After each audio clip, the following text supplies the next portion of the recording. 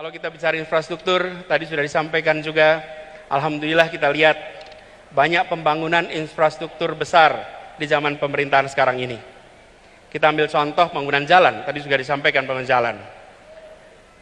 Media, ada tim jurnalis dari media Kata Data, ini mengumpulkan datanya. Izinkan saya kutip di sini. Pemerintahan kali ini berhasil membangun jalan tol terpanjang dibandingkan periode-periode sebelumnya. 63% dari seluruh jalan tol berbayar yang ada di Indonesia itu dibangun di era pemerintahan sekarang. Sepanjang 1.569 km dari total 2.499 km.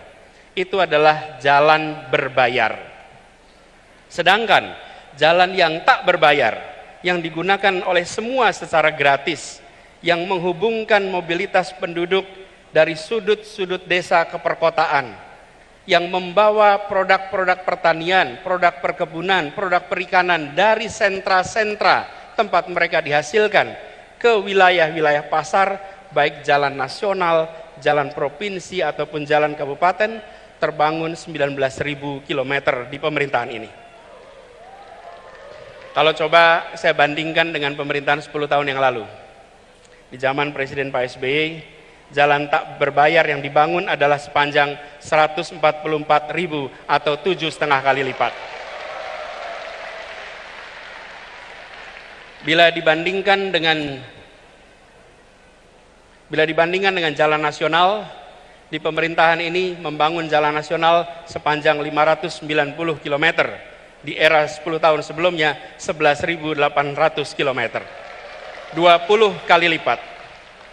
Kita belum bicara mutu, kita belum bicara standar dan lain-lain, kita bicara panjangnya.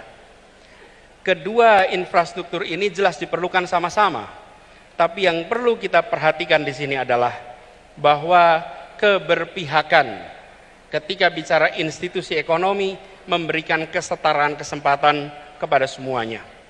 Kita perlu memikirkan ke depan institusi yang inklusif, infrastruktur yang menunjang keseharian. Air saja misalnya. Hari ini kita punya air di sini. Susenas 2019 menunjukkan 38% penduduk Indonesia menggunakan air dalam kemasan sebagai sumber air minum. Kalau itu pilihan tidak apa-apa, tapi kalau itu keterpaksaan, maka negara harus hadir menyediakan infrastruktur mikro kecil yang dirasakan oleh seluruh rumah tangga di Indonesia. Kalau kita lihat datanya, sumur ada 21%, pompa air 16%, pipa hanya 10%.